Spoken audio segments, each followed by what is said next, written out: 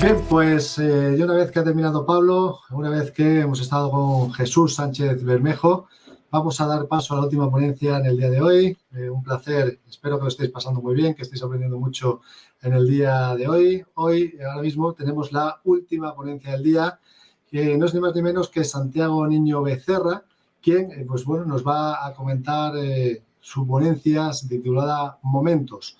Santiago Niño Becerra es catedrático en Estructura Económica en IQS, es uno de los economistas más solicitados, sin lugar a duda, en los medios de comunicación en estos momentos. Se ha convertido en un referente de opinión en temas socioeconómicos por sus previsiones sobre la crisis económica y financiera, aportando sus características, visión polémica, directa y clara. Hoy lo vamos a ver. Santiago imparte conferencias y charlas hablando sobre economía, macroeconomía, entornos económicos y socioeconómicos, evolución empresarial e industria 4.0.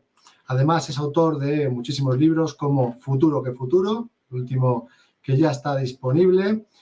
También Capitalismo, desde 1679 hasta 2065, una aproximación al sistema económico que ha producido más prosperidad y desigualdad en el mundo.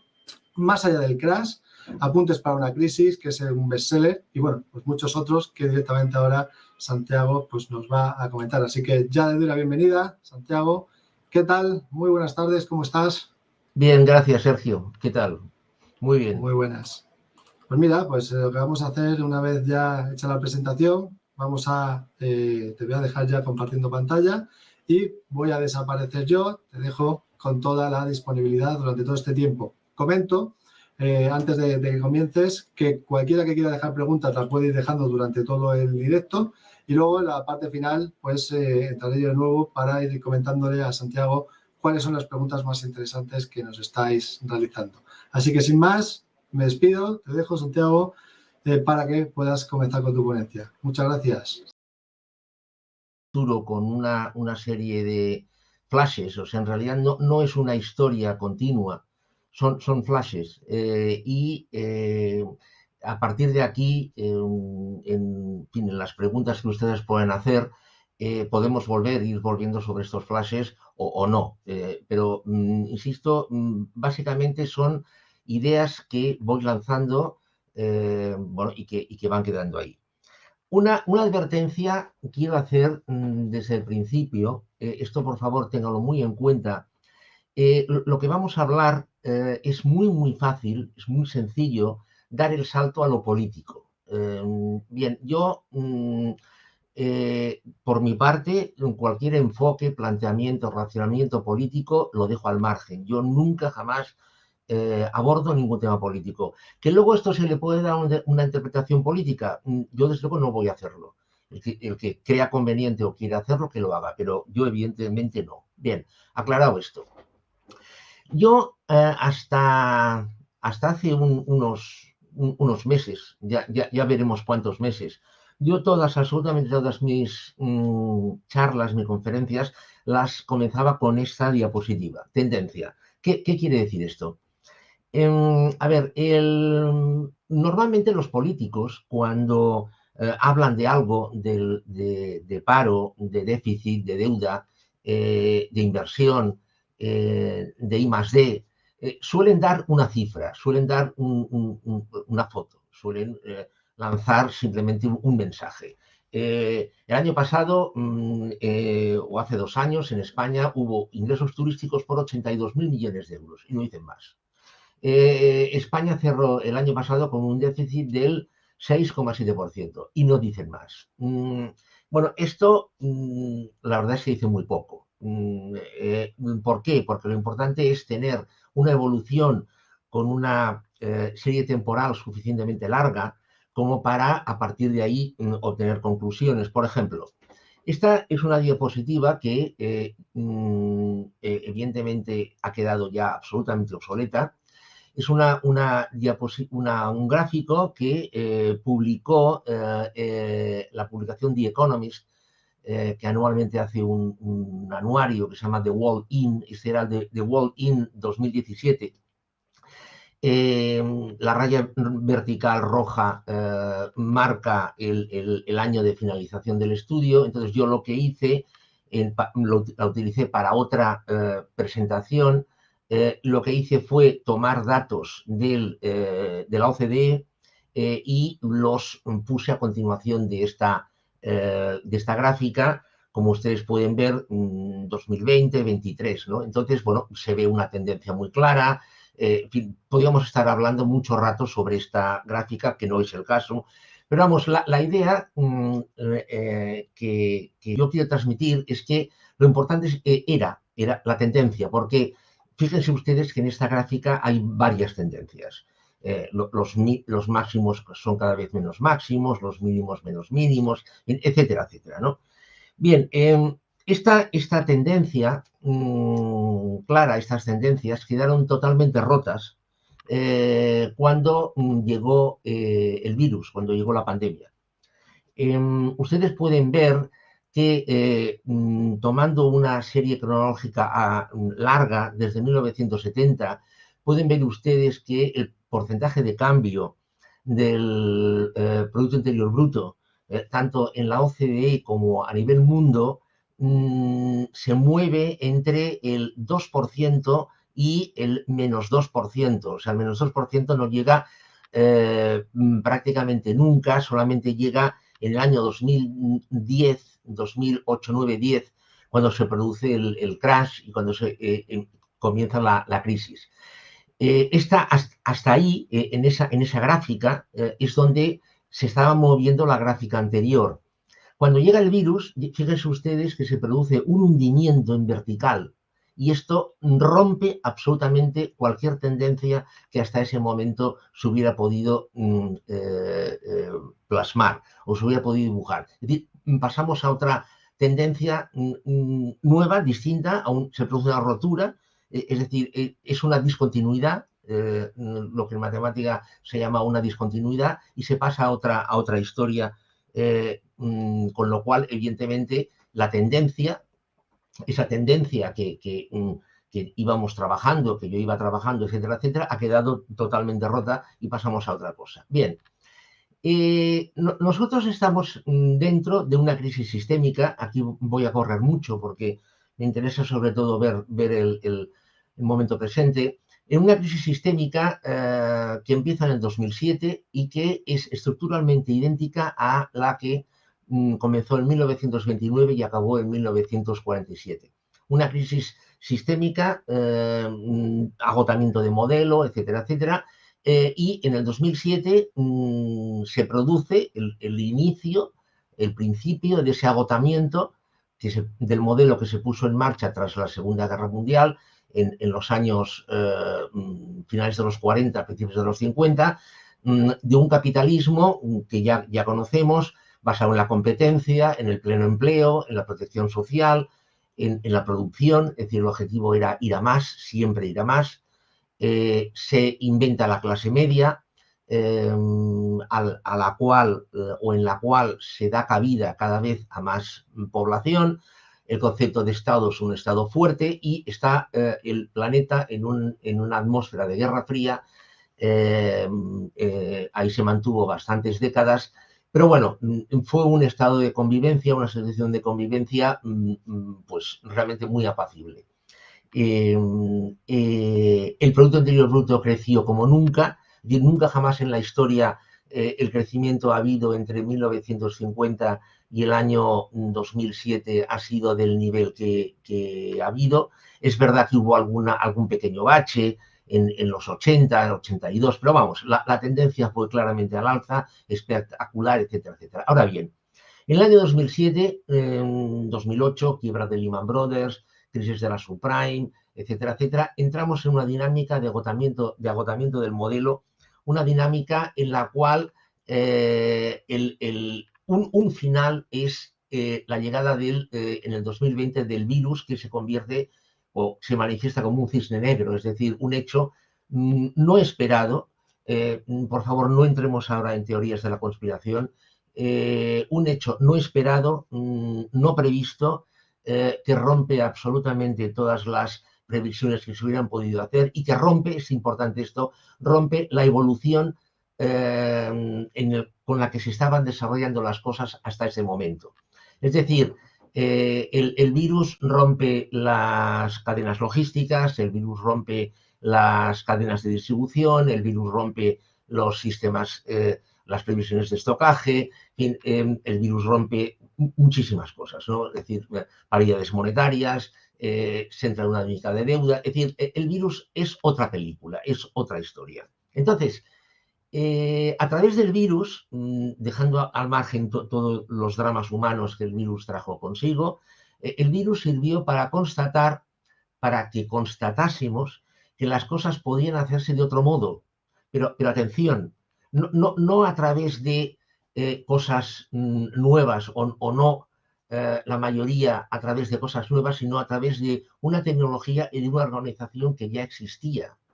El ejemplo típico que siempre se pone, pero es que yo creo que es posiblemente el más visual, el trabajo online, el teletrabajo. El teletrabajo ya existía desde los años 90. Es decir, los primeros estudios que se hicieron sobre el teletrabajo son del año 93. Ustedes calculen si es antiguo el teletrabajo. Lo que pasa es que, evidentemente, en el año 93 la tecnología soportaba un teletrabajo muy, muy precario, muy pedestre. Con lo cual, bueno, sí estaba ahí, pero evidentemente no se utilizaba. Ha tenido que llegar el virus para que se llegara a la conclusión, atención ahora, que el 30% del trabajo que se realiza puede hacerse online. El 30%. Claro, ejemplos de estos podíamos ver muchos, ¿no? Entonces, ¿qué es lo que supuso el virus? El virus fue como una especie de turbo que aceleró la puesta en marcha de una serie de elementos o una tecnología que ya estaba ahí y que el virus demostró o nos dijo que podíamos hacer de otra manera, cosas que podíamos hacer de otra manera. Bien, con lo cual, a través de una serie de procesos que veremos ahora, llegamos a lo que yo denomino puntos de realidad. Es decir, ahora estamos en el 27 de abril del año 2022. ¿Qué puntos de realidad tenemos ahora? Fíjense qué puntos de realidad lo pongo entre comillas, porque igual alguno de ustedes puede decir, no, es que el título podría ser otro, podría ser retos. Bueno, puntos de realidad. En primer lugar, la inflación. La inflación es un punto de realidad brutal ante la cual estamos, porque además es una inflación, como vamos a ver a continuación, nueva, no es una inflación típica de demanda, es una inflación de oferta, etcétera, etcétera. Esto, para mí, es uno de los dos principales puntos de realidad ante los que estamos. En segundo lugar, todo el efecto de arrastre que llevamos de lo que yo denomino anfetas, es decir, todo el doping que se ha ido inyectando en la economía para reactivarla, superar la crisis de deuda del 2012, dinero o fondos que en gran medida han ido a las bolsas, con lo cual las bolsas han llegado a unos niveles absolutamente absurdos, y que este dinero, estos fondos, han creado una especie como de sustrato en el cual, o a partir del cual se ha pintado, se ha desarrollado la inflación que tenemos ahora. Es decir, la inflación no se ha desarrollado a partir de ahí, pero eso ha influido. En segundo lugar, el comportamiento de las deudas. Se habla mucho de la deuda pública. La deuda pública en todos los países ha alcanzado unos niveles absolutamente exorbitantes. Sin embargo, se habla bastante poco de la deuda privada. En Estados Unidos, por ejemplo, la deuda corporativa ha llegado a unos niveles absolutamente demenciales, con auténticos problemas de confianza y de fiabilidad. Es decir, la deuda corporativa en Estados Unidos ya está alcanzando unos niveles absolutamente preocupantes hace años.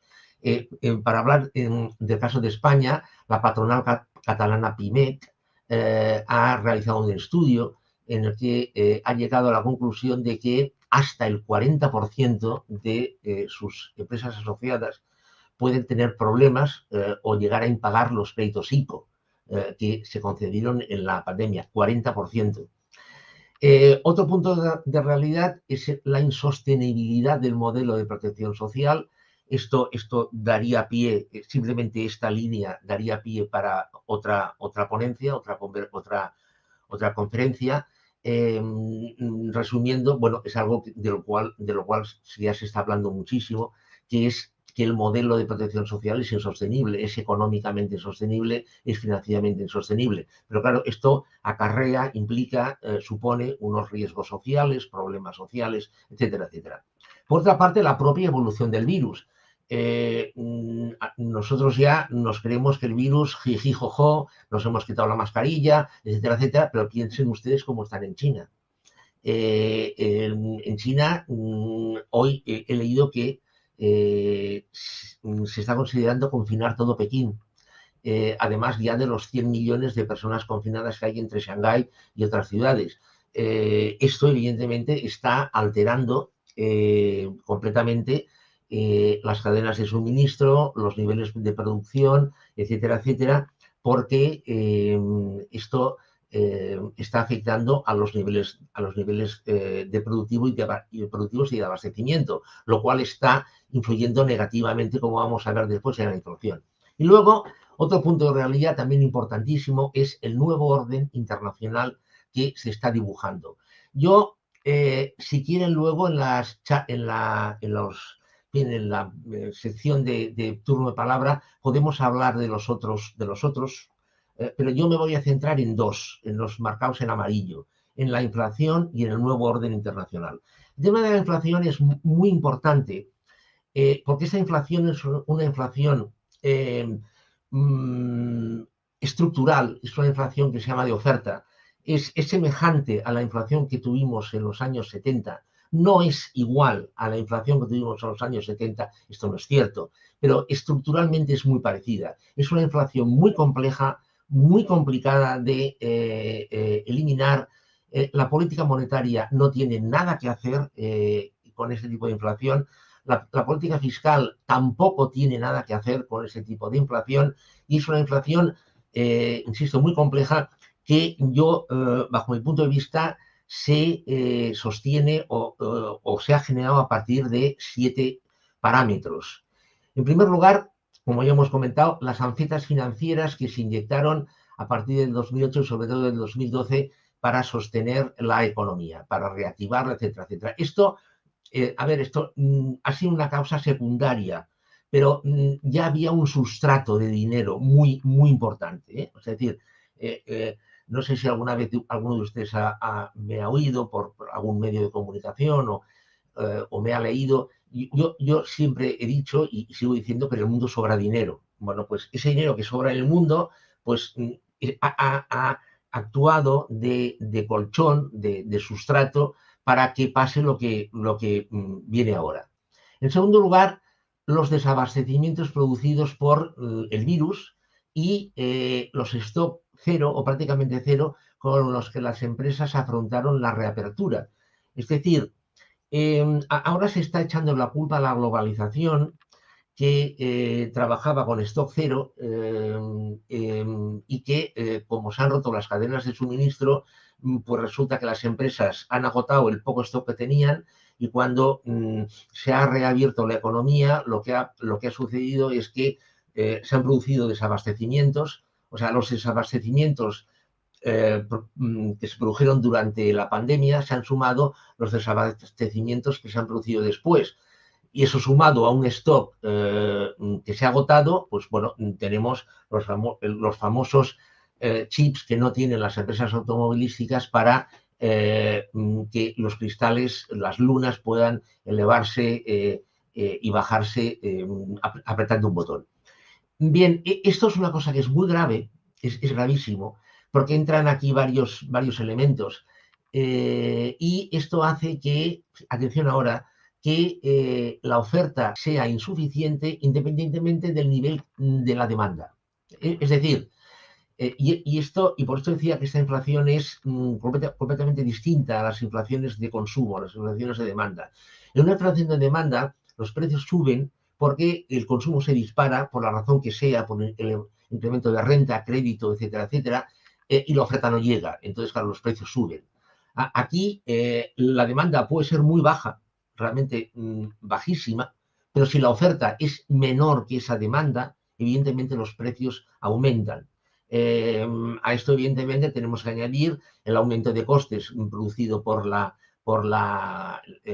¿cómo se llama? Energía, commodities, etcétera, etcétera, que está, evidentemente,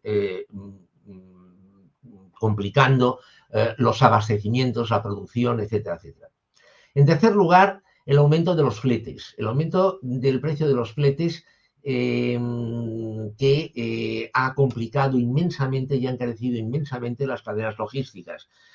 Supongo que conocerán ustedes que si antes de la pandemia trasladar un container estándar de Los Ángeles, de Shanghái a Los Ángeles costaba $2.000, después de la pandemia se situó en $12.000.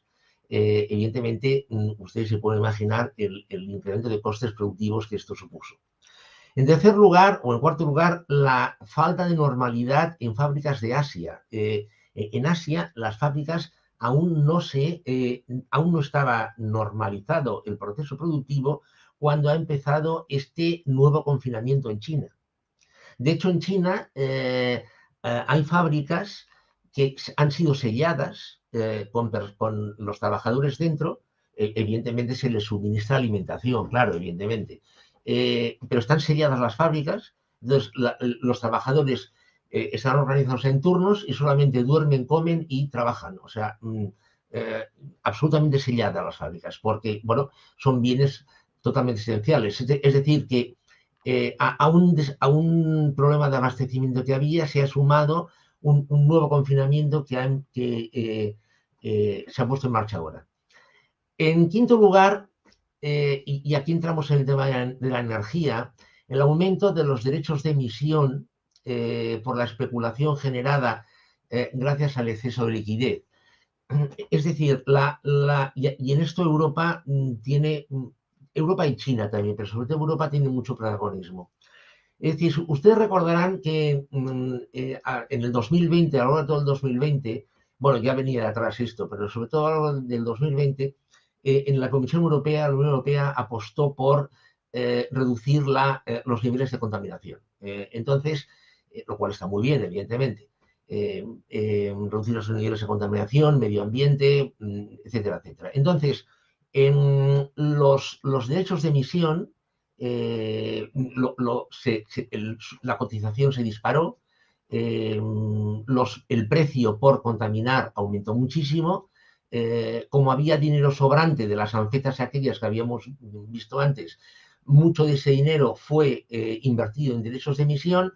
Las empresas tuvieron que comprar cada vez más caros los derechos de emisión, las energéticas sobre todo, y esto evidentemente influyó en que los costes de la energía se disparasen y en consecuencia los costes de la producción. Una de las cosas más espectaculares que yo he leído o que he oído sobre este tema pasó en una empresa siderúrgica, que además yo conozco muy bien, yo he estado bastantes años en siderurgia. Esta empresa dejó de fabricar porque el coste de la energía eléctrica se le colocó a tal nivel que el producto que producía, que podía producir, lo tenía que vender a un precio que no se lo hubieran comprado. En consecuencia tuvo que dejar de producir. En sexto lugar, el aumento de la demanda de gas, precisamente porque el gas contamina menos que el carbón, y en esto China tuvo mucho que ver, porque en China también se han puesto en el tema de reducir el nivel de contaminación, entonces están sustituyendo carbón por gas. El gas contamina también, evidentemente, pero y contamina bastante menos que el carbón. Claro, si encima elementos como el Nord Stream, el gasoducto Nord Stream 2, que no se ponen en marcha y que hubiera reducido el precio del gas, evidentemente el coste del gas se ha incrementado más. Y luego, en séptimo lugar, el ahorro forzoso, que durante el confinamiento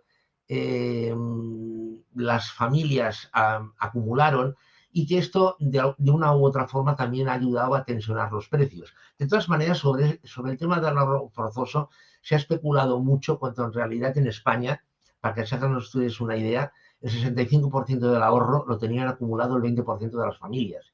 Con lo cual, bueno, lo del ahorro forzoso, sí, hombre, evidentemente algo ha influido, ¿no? Pero ni mucho menos como se ha esperado. Bien, entonces, como ustedes pueden ver, la inflación, o sea, el problema que tenemos con la inflación es realmente tremendo. O sea, eso que decíamos antes, puntos de fricción, eso es realmente un tema muy, muy complicado.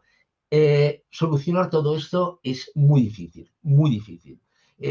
Se tiene que normalizar la oferta, se tiene que recuperar las cadenas logísticas hasta que se igualen oferta y demanda. Claro, evidentemente, una caída de la demanda ayudaría a esta normalización. Pero como pueden ustedes ver, tanto la política monetaria como la política fiscal en este tema no influyen absolutamente para nada. Bien, este era un tema que yo les quería exponer. El segundo es el nuevo orden internacional.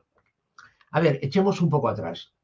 En el año 91, con la desaparición de la Unión Soviética, se puso en marcha lo que se llamó un nuevo orden internacional, en el cual Estados Unidos se convirtió en la única potencia planetaria, vencedora de la Guerra Fría, el famoso ensayo de Francis Fukuyama, el fin de la historia.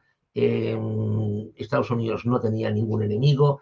En aquellos años, principios de los 90, China era una potencia de tercer nivel.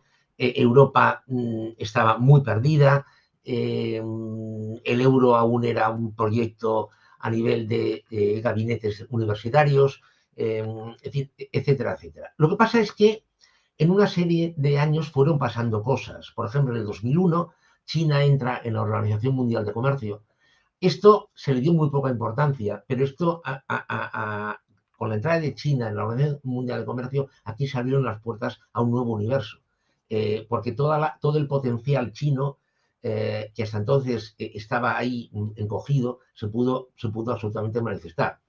En segundo lugar, en el 2010, bueno, pues ya saben ustedes, la crisis que comienza en el 2007 con su manifestación financiera, manifestación de deuda. En el 2018, los primeros estudios del Fondo Monetario Internacional poniendo de manifiesto que el impacto o el efecto de las sancetas se está cayendo, está disminuyendo, y luego en el año 2022 las tensiones producidas por la invasión de Ucrania. Bien, se está diseñando un nuevo orden internacional ya desde hace años, en el que China es la gran protagonista, la gran beneficiada. Yo ahora el símil que hago es que ahora actualmente China debe estar sentada en un sillón fumándose un habano cohiba, viendo cómo pasan las cosas a su alrededor. Está adoptando una postura formalmente neutral, no dice una palabra más alta que otra, pero evidentemente de este jaleo que hay a nivel mundial es claramente la gran beneficiada. Y además va a obtener otra cosa China, va a obtener a Rusia como aliado. Es decir, Rusia, que antes tenía una serie de tratos con Europa, tratos comerciales, económicos, etcétera, etcétera, esos tratos se van a interrumpir a partir de la guerra o con causa de la guerra, y Rusia se va a colocar en el bloque de China, con lo cual China va a ganar muchísimo en tecnología, no solamente en tecnología armamentística, que también, evidentemente, sino también en otros tipos de tecnología energética, etcétera, etcétera. Europa es la clara perdedora. Europa, yo creo que el protagonismo de Europa, que ya no era mucho, ¿no? Pero se va a hundir, se va a convertir en una total seguidora de Estados Unidos, su dependencia de Estados Unidos va a ir a más. Y luego, por otra parte, tenemos a Estados Unidos totalmente enrocada en el dólar y en declive. Dos datos sobre Estados Unidos.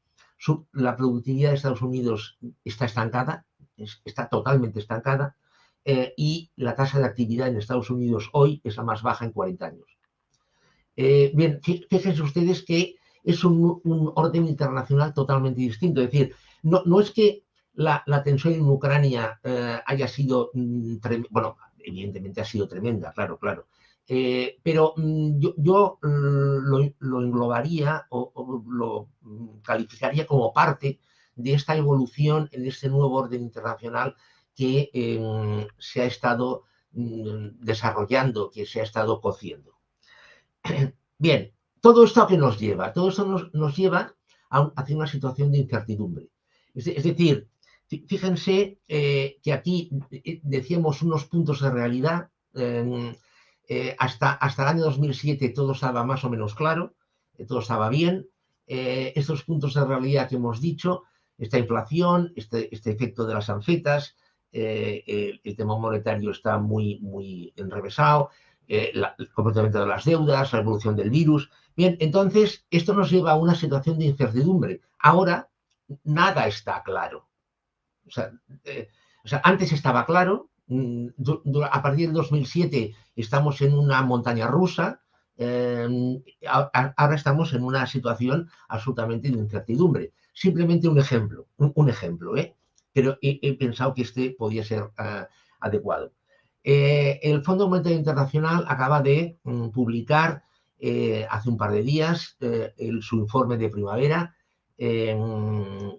cuyos resultados pueden ver en la última línea. Esto se refiere al crecimiento esperado para España en el año 2022, 23, 24, 25, 26 y 27.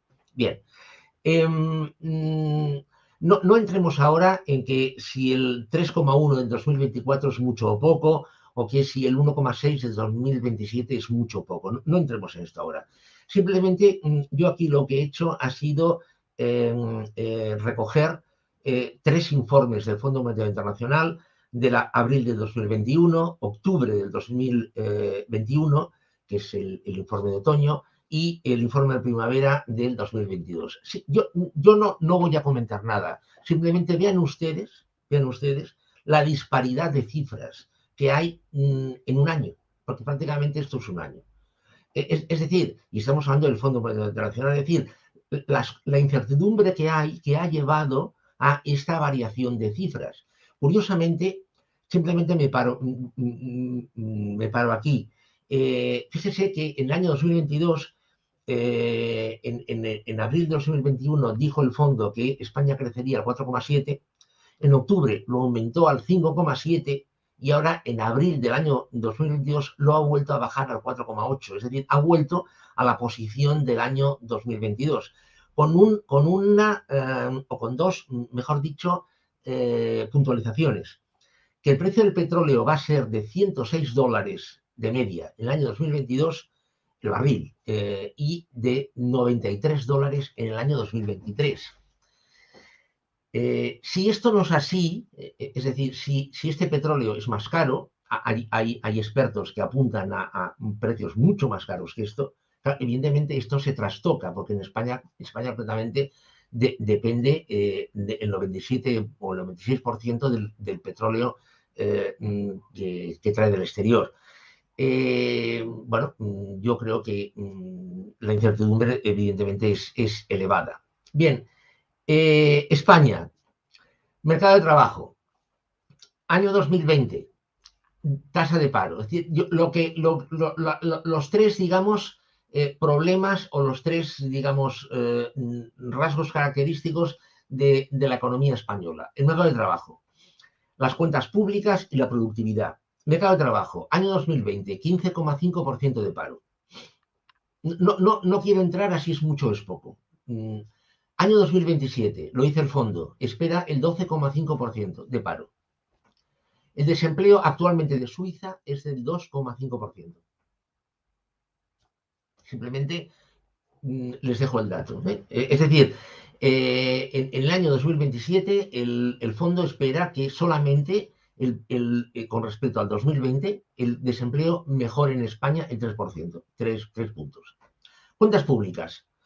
Déficit de España en el 2020, el año de la pandemia, etcétera, etcétera, el 11%. El año 2027, el 3,9%. Yo les recuerdo que se firmó en el año 2011 un acuerdo en el cual se decía que la Unión Europea tenía que llegar a un déficit estructural del 0% en el 31 de diciembre del 2020. Deuda. España, 120% de la deuda en el 2020. Deuda esperada por el Fondo Monetario Internacional en el 2027. Prácticamente el 115%. Solamente España habrá podido mejorar 5 puntos en 7 años su deuda. Mercado de trabajo por crecimiento, finanzas públicas comprometidas. De todas maneras, bajo mi punto de vista, con ser realmente muy graves estos problemas que hemos comentado, para mí el problema más grave, más complicado que tiene España es el tercero, el de la productividad. A ver, un apunte. En el modelo anterior, el modelo que estuvo vigente entre el final de la Segunda Guerra Mundial, 1950, y el año 2007, la productividad se entendía como fabricar más, ¿no? Fabricar más. Más de todo. Es decir, si con 100 trabajadores se obtenían 1000 unidades, aumentar la productividad era con los mismos 100 trabajadores producir 2000 unidades, o bajar a 50 trabajadores y producir las mismas 1000 unidades o 2000 unidades. Es decir, siempre la mejora de la productividad está vinculado a producir más. Bien, hoy esto ya está cambiando. Hoy el concepto de la productividad está yendo por el lado de producir la cantidad que sea necesaria, si es posible, con 0 trabajadores. 0. Claro, para eso, ¿qué hace falta? Evidentemente, un modelo productivo que lo sostenga, una estructura de PIB que evidentemente dé lugar a ello, y en tercer lugar, un nivel de inversión que lo posibilite. Bien, fíjense ustedes en la curva esta. Aquí tenemos la evolución de la productividad entre el año 1995 y el año 2020, la real, de 4 países: Alemania, línea blanca; Francia, línea azul; Italia, línea roja; y España, línea violeta. Bueno, los colores igual, no sé, los ven ustedes distintos porque tienen calibrado el monitor de otra manera, pero bueno, básicamente es este. Bien. El estudio, este gráfico está sacado de un estudio que publicó Bloomberg en el año 2020. Bien, tienen ustedes una línea blanca que marca el estudio, y a partir de ahí las proyecciones realizadas por Bloomberg. Bueno, simplemente ven ustedes lo que pasa. La productividad de Alemania crece para situarse en el año 2050 en 140 puntos. Les recuerdo que el índice 100 es 100 en el 95. La productividad de todos los países está igualada a 100 en el año 95. La de Francia sube bastante menos, pero bueno, se coloca en 115 más o menos en el año 2050. Y ya ven ustedes dónde se coloca la productividad de España y de Italia. Bien, esto, bueno, y de dónde venía, claro. ¿Esto qué quiere decir? O sea, esto es, para mí, es el peor problema que tiene España, el de productividad. ¿Por qué? Porque hoy en día es competitiva la empresa, la zona, el país que tiene una alta productividad. Es decir, la productividad te permite reducir costes, te permite reducir precios de venta, o te permite aumentar calidades y poder cobrar más. Pero para eso hace falta, como hemos comentado, inversión y un modelo productivo diferente. España realmente tiene un problema complicado. Bien, esto lo pongo entre corchetes porque, bueno, no es que yo quisiera hablar de esto, simplemente lo apunto o no quiero hablar de esto. Bueno, luego si quieren hablamos, pero simplemente como complemento a lo dicho, ¿no? Las carencias que España ya no puede superar. España, y que le vienen marcadas, evidentemente. España ya no puede solucionar los problemas que causó en su propia historia. España ya no puede cambiar su estructura de PIB, y España ya no puede, o le va a ser muy difícil, cambiar su modelo productivo, a menos como conjunto. Simplemente lo apunto aquí. Entonces, claro, estas carencias de España, evidentemente, justifican o tienen que ver o están relacionadas con esta productividad, ¿no? Bien, la tendencia hacia dónde vamos. Bien, puede que piensen o puede que crean que lo que voy a decir es determinista. Bueno, yo he estudiado mucho la historia y yo creo, he llegado a la conclusión de que, es decir, si después del 2 viene el 4 y luego el 6 y luego el 8, el siguiente es el 10. Es decir, el presente es consecuencia de un pasado que fue como fue, pero que ha dado lugar a un presente que a la vez mañana será pasado y ese mañana estará influido por el presente actual, ¿no?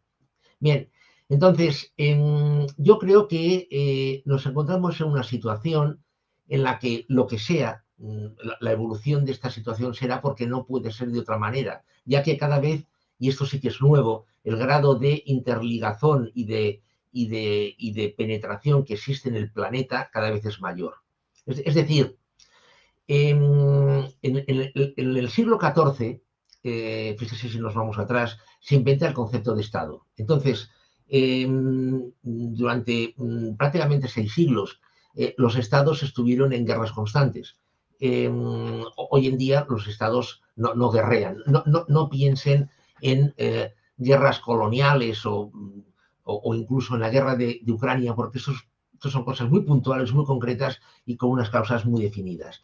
Es decir, las guerras globales se han acabado.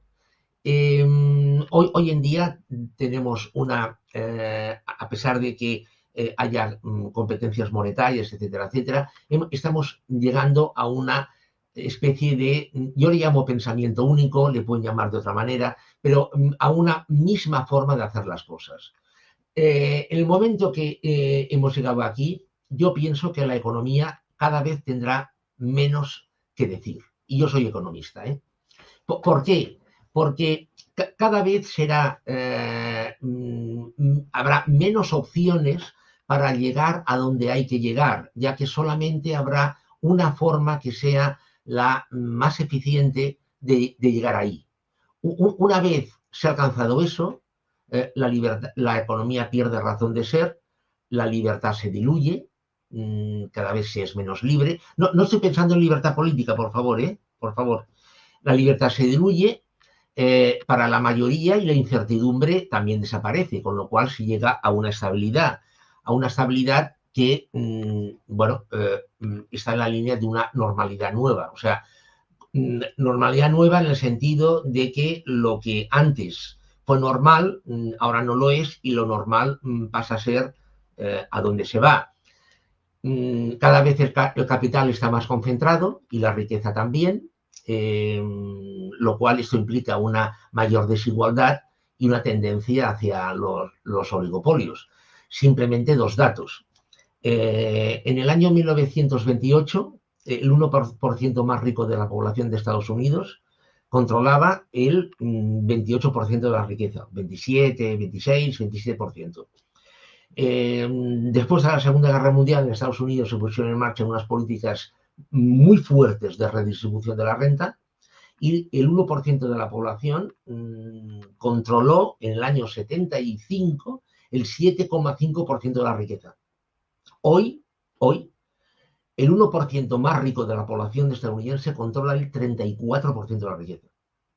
Claro, aquí no hay nada ideológico. Aquí lo que hay es un proceso de concentración de capital y en consecuencia de riqueza que se está produciendo porque para estar a la última en inversión y en tecnología, el capital lo han de tener muy pocos. Y entonces estos muy pocos son los que realmente concentran esta riqueza, ¿no? Con los oligopolios está vinculado al otro, es decir, cada vez tenemos corporaciones más gigantescas que están presentes en más países y controlan más ramas de la producción. Habrá quienes piensen que esto es bueno, habrá quienes piensen que esto es malo. Yo no voy a entrar a valorarlo, simplemente voy a decir que es inevitable. O sea, la evolución de la dinámica histórica ha llegado a esto. Quédense con otro dato. la facturación de las 50 empresas mayores del mundo equivale al 25% del PIB del planeta. Y esta es una tendencia que va más.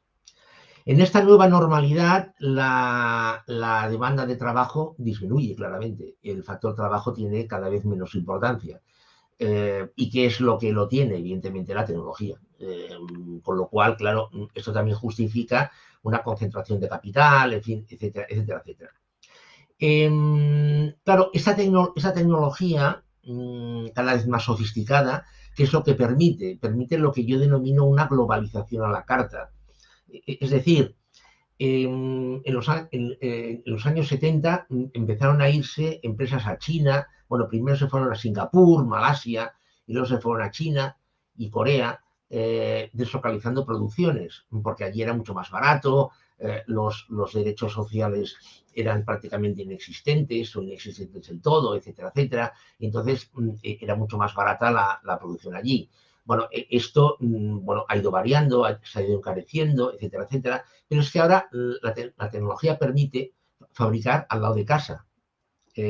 Con lo cual, si la tecnología permite trabajar al lado de casa con muy, muy, muy poco factor trabajo o nada, y además te ahorras los costes de transporte, pues claro, evidentemente, luego después podrás enviar o no enviar, o comerciar o no comerciar, según te interese, o trasladar producciones según te interese, a donde te interese. Los estados están en claro declive, a pesar de lo que se haya dicho de que gracias a los estados se ha conseguido superar el virus, etcétera, etcétera. Vale, de acuerdo. Los estados se han cargado de deuda y como los estados se han cargado de deuda, ha pasado lo que ha pasado. Sin embargo, los estados están en declive, cada vez tienen menos importancia y más importancia la tienen las corporaciones. Un apunte sobre esto, porque yo creo que es muy importante.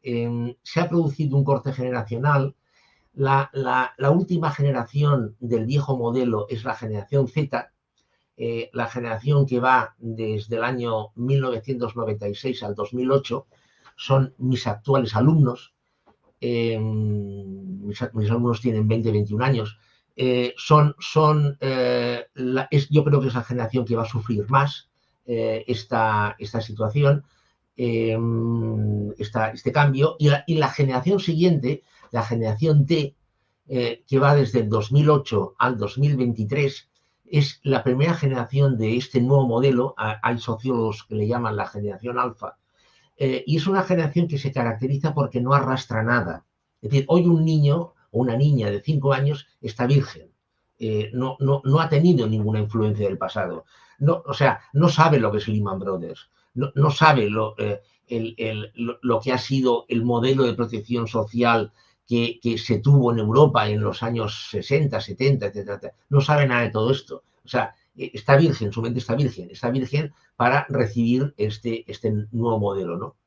Y luego después, esta nueva normalidad se caracterizará por un conjunto de flexibilidad, adaptabilidad, resiliencia, es decir, cosas como el trabajo para toda la vida, un empleo estable. Hay sociólogos que apuntan a que una persona puede llegar a realizar 50 actividades distintas, o podrá llegar a realizar 50 actividades distintas a lo largo de toda su vida. Bueno, no lo sé, pero evidentemente estos cambios tendrán que producirse. Y luego, evidentemente, la resiliencia. Claro, de aquí, esta situación, claro, puede pensarse que esto es terrible. Realmente terrible para nosotros que hemos conocido otras cosas. Pero, sin embargo, fíjense, aquí hablábamos de que apuntábamos hacia una estabilidad. De hecho, esta situación es estable. O sea, puede que sea fea. Aquí no entro, pero es estable. Es decir, si hemos llegado a un grado de desigualdad que se estabiliza, los oligopolios controlan la economía, el factor trabajo, la demanda de trabajo es baja, pero es la que es, etcétera, etcétera, etcétera. Claro, llega un punto en que la estabilidad se ha obtenido, se ha conseguido, con lo cual la incertidumbre, bueno, desaparece porque todo está muy definido, muy delimitado, ¿no? Yo para acabar con una especie de frase, yo diría que la cantinela del nuevo modelo va a ser que lo necesario es lo importante. O sea, con lo cual quiere decir esto que lo que nosotros entendemos por lujos, pues va a haber pocos. Los recursos van a ser los que son, con lo cual lo necesario va a ser lo que es importante. De hecho, yo creo que ya es así, que lo necesario ya es lo importante. Bueno, yo me quedo aquí, como he dicho, he pintado simplemente una serie de flashes y bueno, ahora pasamos, Sergio y yo te cedo la palabra otra vez y pasamos a las preguntas que puedan haber.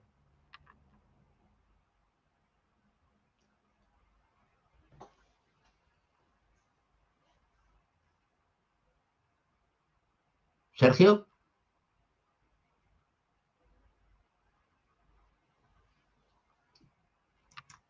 Sí, hola, buenas, Santiago, ¿qué tal? Muy buenas, no sé si me oyes. ¿Me oyes Sí, ahora? ¿Me oyes ahora? perfectamente. Perfecto, nada, decía que magnífica visión, ¿no? De hacia dónde vamos, de dónde estamos y hacia dónde vamos, qué es lo que nos podemos esperar para el futuro. Y bueno, veo que hay algunas preguntas. Yo de todas formas he hecho mis deberes, te he estado escuchando atentamente y he anotado 6 posibles preguntas que a mí me interesan poder realizarte, pero bueno, yo creo que es importante que empecemos primero con las preguntas que nos han hecho los oyentes. Y la primera que tenemos es de Emiliano Parrilla, que dice, teniendo en cuenta todos los matices que nos ha explicado, ¿cuál sería su solución para cambiar el modelo productivo en España?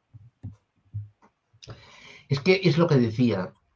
A ver, el modelo productivo que tenemos en España no es que el gobierno actual del señor Pedro Sánchez haya hecho cosas mal, que ha hecho cosas mal. Tampoco es la consecuencia de que el gobierno anterior del señor Rajoy hizo cosas mal, Ni tampoco es porque el gobierno anterior, ni tampoco es porque el gobierno anterior. España, en el siglo XVII, XVI, XVII, escogió un camino. O le vino impuesto, me da igual. Y esto determinó una serie de cosas. Una serie de cosas, yo le voy a recordar simplemente 2 frases. Una de un filósofo de hace unos cuantos años que dijo que inventen ellos. Y otra de un ministro de Industria de hace bastantes pocos años que dijo que la mejor política industrial es la que no existe. Entonces, España, de alguna forma, se ha ganado a pulso la situación en la que está. Yo creo que sí que es posible modificar, cambiar, adaptar modelos productivos de zonas de España. Eso sí. Pero de toda España, teniendo en cuenta las diferencias tan abismales que hay, que no se han resuelto en años, yo personalmente creo que es absolutamente imposible.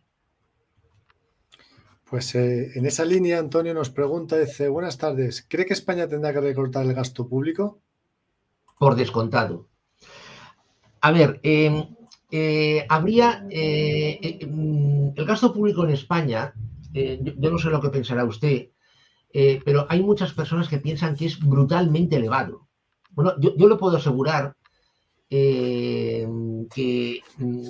en términos de porcentaje sobre el PIB, España tiene uno de los gastos públicos más bajos de Europa. Más bajos de Europa. Y por descontado está por debajo de la media europea, el gasto público en España. ¿Cuál es el problema de España?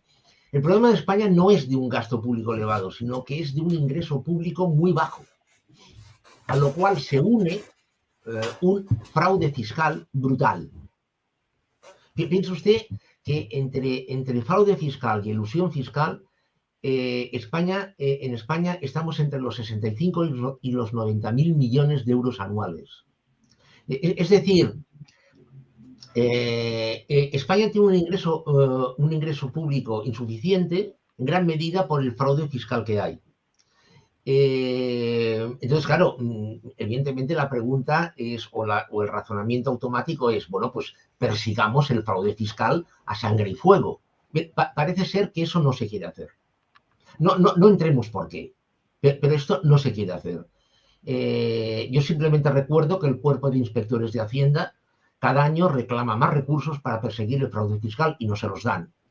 Bien, entonces, claro, si resulta que España tiene un déficit crónico que le cuesta horrores reducir y tiene unos ingresos públicos insuficientes, la única vía que va a quedar es recortar el gasto público, con lo cual sí, yo creo que el gasto público se va a recortar. De acuerdo, pues esa pregunta respondida.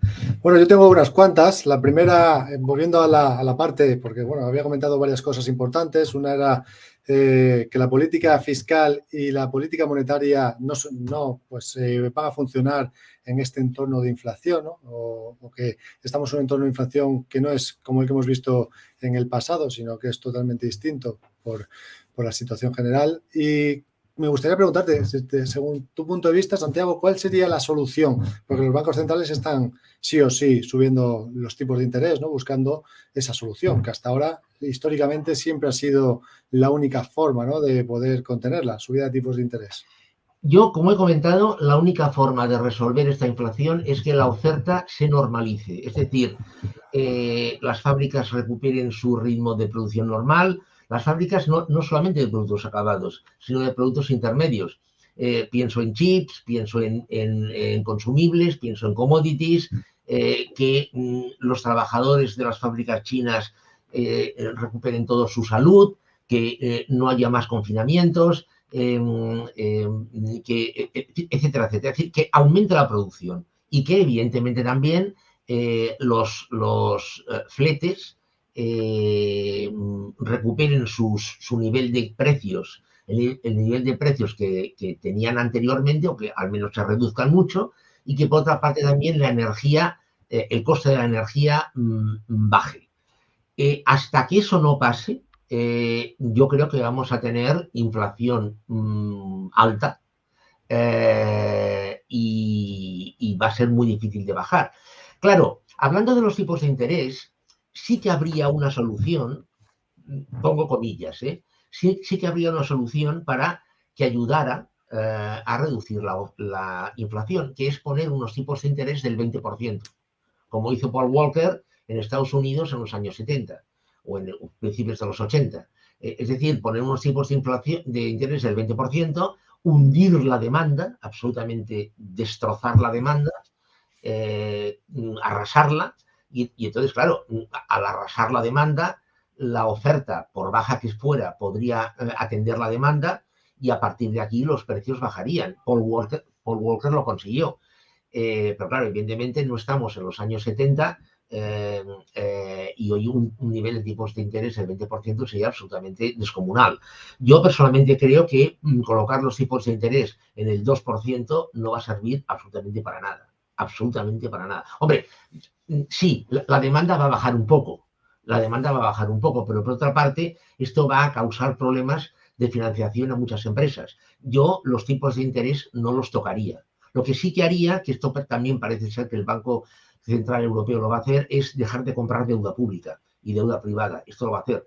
Pero yo creo que los tipos de interés, hombre, los mantendría, procuraría que no fueran negativos, esto sí que lo procuraría, pero yo de momento prácticamente no los tocaría porque creo que va a influir poquísimo. Es decir, insisto, para reducir la inflación, la única vía es la normalización de la oferta. En Estados Unidos sí que es cierto, ¿no?, que están hablando ya de subidas agresivas incluso hasta el 3% a finales de año. Y bueno, según su opinión, esto no va a cambiar nada o poco, ¿no?, la inflación hasta que no se normalice la oferta. Exacto. Y en Estados Unidos, fíjate lo que está pasando en Estados Unidos.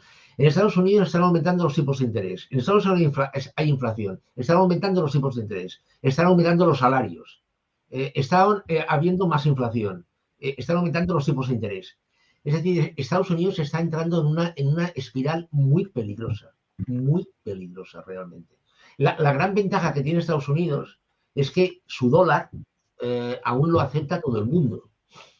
Pero como alguien se haga la pregunta de si realmente el dólar vale lo que dicen que vale, Estados Unidos puede tener un problema, problema gordo.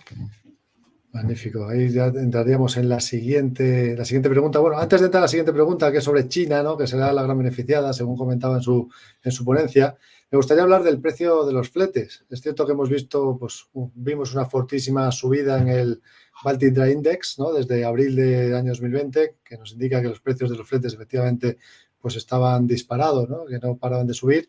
Recientemente hemos visto una pequeña reducción que parecía que nos dejaba un poquito de aire, pero ahora volvemos a tener el tema de China encima de la mesa.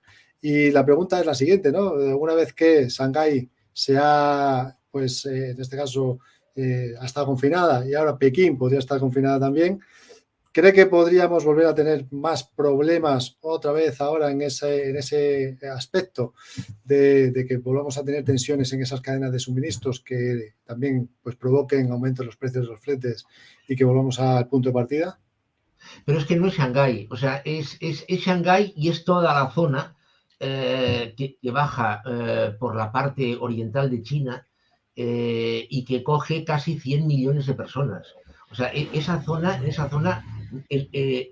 hay confinamientos parciales, no es total como Shanghái, pero está afectando evidentemente a la producción. Y la respuesta a su pregunta es que sí. Es decir, que va a haber problemas de suministro y esto va a impedir la normalización de la oferta.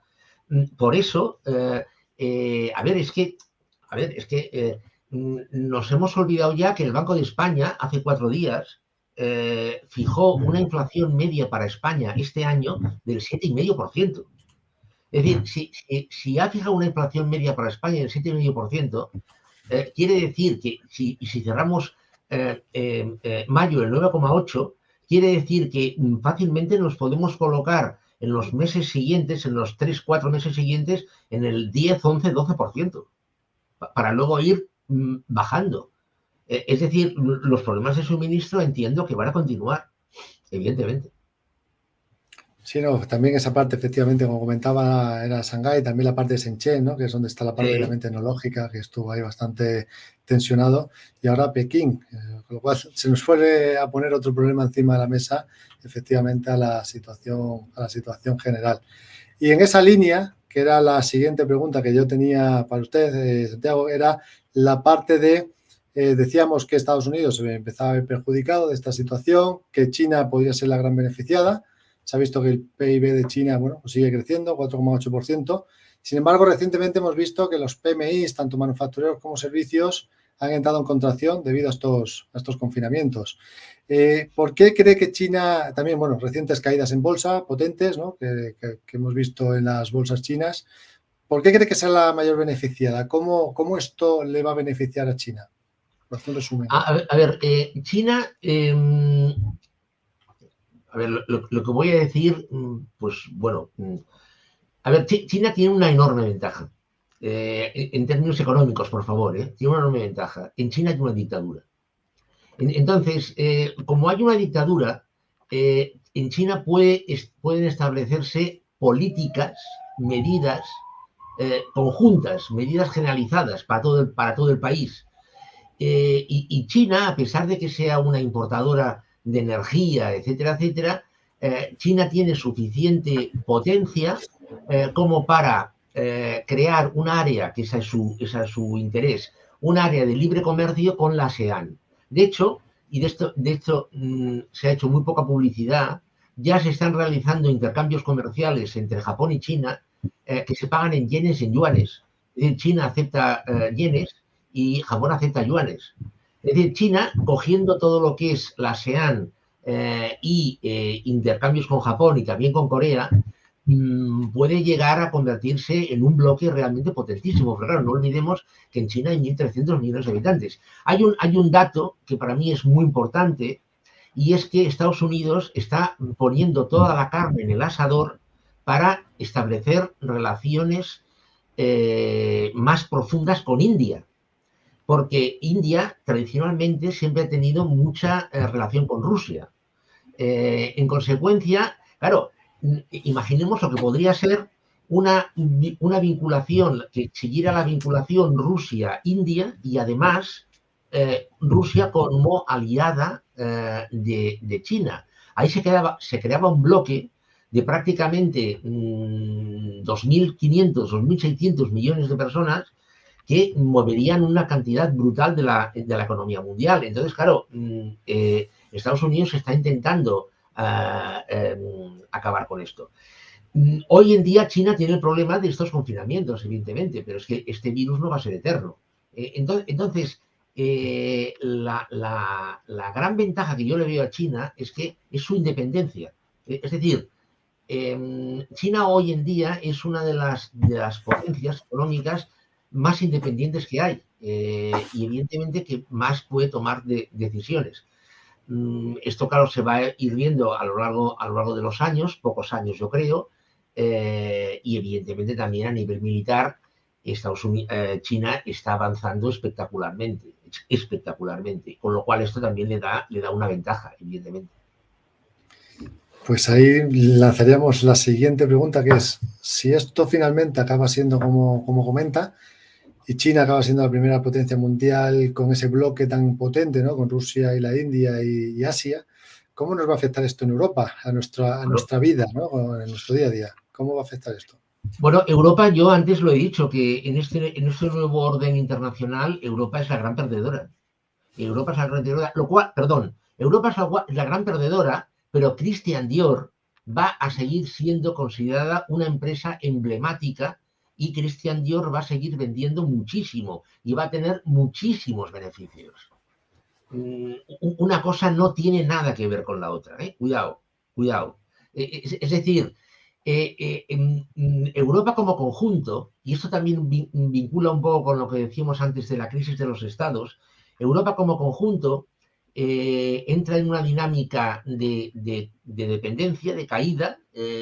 Yo, mi opinión personal, y esto sería muy largo, ¿no? Pero mi opinión personal, Europa perdió una oportunidad tremenda. Yo creo que cuando la Unión Soviética se disolvió, Europa tenía que haber ofrecido a Rusia, Bielorrusia, Moldavia, Estonia, Letonia y Lituania, esas tres ya lo hizo, un tratado económico, un tratado económico-comercial, y tenía que haber estrechado relaciones económicas con Rusia y con estas repúblicas exsoviéticas, que son propiamente europeas. No estoy hablando de Tayikistán, esto es Asia, pero estas potencias sí, no lo hizo,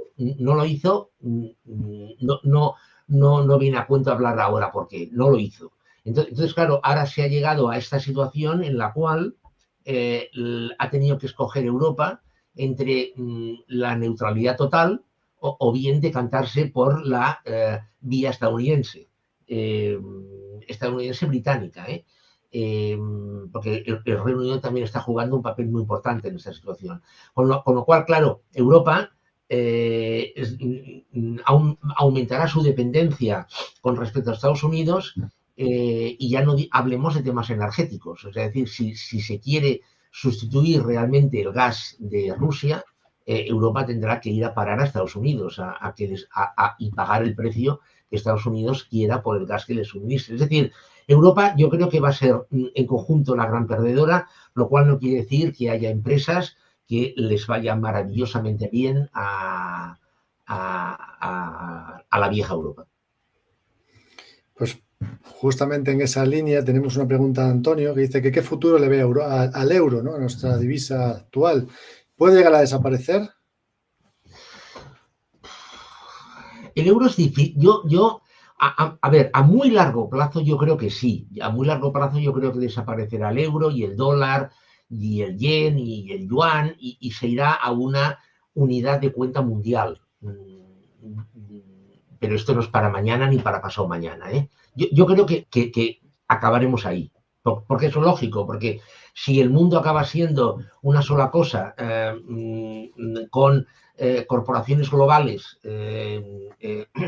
dominando la situación económica, no digo gobernando, a una corporación no le interesa gobernar, dominando la situación económica y estructuradas en oligopolios, evidentemente la tendencia o lo lógico sería ir a una unidad de cuenta mundial. Hasta llegar a eso, hombre, a los europeos nos va muy bien tener el euro. Es verdad que el euro ni en broma se ha convertido en lo que se dijo que se iba a convertir. Es decir, piensen ustedes que de cada 10 transacciones económicas que se hacen en el planeta, menos de 2 se hacen en euros. Entonces, esta es una proporción realmente muy baja. El euro nació con la idea de convertirse en una unidad de reserva, lo es solamente en parte. Lo que pasa es que a los europeos nos va muy bien tener el euro. De hecho, el comercio en Europa aumentó muchísimo desde que el euro existe. Y no pienso solo en el turismo, ¿eh? O sea, yo creo que el euro no va a desaparecer, porque Europa, es más, yo creo que cuanto más problemas tenga Europa, el euro será más fuerte, porque al menos tendremos un paraguas, tendremos una capa que de alguna forma nos protegerá. Magnífico. Pues ya si te parece, Santiago, con la última pregunta que va a ir destinada a España. Y aquí tengo, bueno, la vamos a unir en varias preguntas, pero para finalizar con nuestro país, que yo creo que es lo que al final interesa a todo el mundo, ¿no? Hemos visto recientemente la curva de tipos de interés en Estados Unidos que se ha invertido, lo cual normalmente pues, suele indicar que puede venir alguna recesión a medio plazo. Estamos viendo la inflación disparada que comenta que va a seguir estando elevada, ¿no? Por esos problemas en las cadenas de suministros. Y las subidas de tipos de interés pues no van, como bien han comentado, no van a ser una solución quizás para poder frenar esa inflación. Todo esto podría llevarnos a un periodo de crisis económica. La gran pregunta es esa, ¿cree que España va a entrar en crisis económica pronto? Es que seguimos en crisis. Es decir, en el año 2007 empieza una crisis sistémica que ha tenido distintas manifestaciones en el 2010, en el 2012, en el 2018. Ahora está teniendo otra que nos ha venido por esa tensión del nuevo orden internacional que se está generando, etcétera, etcétera, pero aún estamos en crisis. Seguimos dentro de la crisis. Es decir, si esta crisis dura igual que lo que duró la crisis del 29, esta crisis acabará entre el 2023 y el 2025. Bien, la actual crisis. Entonces, pensemos que España es muy poca cosa en el planeta. O sea, España en Europa, su PIB representa menos del 10% del PIB a nivel europeo. Y a nivel mundial tiene muy poco peso, con lo cual España, teniendo en cuenta sus características y su estructura económica, siempre va a estar a remolque de. Claro, a esto añadamos lo que comentábamos antes, el problema que tiene España con la deuda, el problema del déficit. Una pregunta de alguien, de una persona nos ha preguntado si yo creía que iba a haber un recorte de gasto público, he dicho que sí. Es decir, a España no le esperan, pienso yo, años futuros buenos. Lo cual, insisto, no quiere decir que el polígono industrial, un polígono industrial que yo conozco, que está al lado de Vitoria, que está especializado en robótica, y que todo el planeta prácticamente le pregunta cosas y trabaja para todo el planeta, le va a ir bien. Le va a ir de maravilla ese polígono industrial. Le va a seguir yendo muy bien. Pero España en su conjunto yo creo que le vienen años realmente muy complicados. Años de recortes, años de monitorización. La Comisión Europea le va a decir, España ven para aquí, tienes que cortar aquí, tienes que cortar allá para, ¿cómo se llama? Reducir tu déficit, equilibrar tus cuentas. Bueno, de hecho cuando ya se aprobaron los fondos Next Generation, que ahora se están repartiendo, una de las cosas que se pidió a todos los países es que hicieran un papel escribieran un papel y lo enviaran a Europa de lo que pensaban hacer para estabilizar su situación económica. De momento era un papel con ideas, simplemente. Lo que pasa es que la Comisión Europea ya hizo sugerencias. Y a mí me consta que una de las sugerencias que le hizo a España es que España tenía que arreglar el déficit crónico que tienen las pensiones. Entonces, ese papel o esos papeles están siendo analizados por la Comisión Europea y a partir del año 2023 estos papeles se van a tener que transformar en medidas y esas medidas se van a tener que transformar en acciones. Y yo creo que en España van a venir momentos, difíciles, sinceramente. Magnífico. Pues en esa misma línea, ¿no?, que comentaba antes también de que España tenía déficit de ingresos, es cierto que la percepción general, ¿no?, si en la calle, en el día a día, yo creo que es que pagamos muchos impuestos en España y aún así, a nivel general quizás se entiende que a pesar de eso no tenemos suficientes ingresos, como bien comentaba, ¿no? ¿Cree que la reducción de impuestos podría ser una solución para aliviar algo al país y que haya un recorte adicionalmente del recorte? Podría ser una solución, porque aquí nos comentaba Eric, dice, para evitar el fraude fiscal sería más equitativo tener una fiscalidad única de, por ejemplo, un 10% para todos igual, así uno que gana 1.000 pague 1.000 y si gana 80.000 paga 80.000. Por tanto, cuanto más ganan, más pagan. No sé si eso le cuadra, no le cuadra, o qué nos puede decir al respecto. A ver, ahora estamos entrando en otra dinámica. A ver, empecemos por el principio. Yo creo que bajar impuestos actualmente sería contraproducente. ¿Por qué? Porque esto haría que las personas tuvieran más dinero en el bolsillo, con lo cual el consumo aumentaría, con lo cual esto agravaría la inflación. Es decir, rotundamente no. Desde el punto de vista de la inflación que tenemos ahora, bajar impuestos, no, en absoluto no. Si hablamos de política fiscal, yo si quieren les cuento mi idea. Mi idea que no es mía, o sea, no es mía. Yo creo que la imposición sobre los ingresos habría que eliminarla totalmente. Es decir, eliminar el impuesto sobre la renta, eliminar el impuesto sobre beneficios, eliminar el impuesto sobre el patrimonio y eliminar el impuesto sobre sucesiones. O sea, todos los impuestos sobre los ingresos, eliminarlos totalmente. Y crear un impuesto único sobre el gasto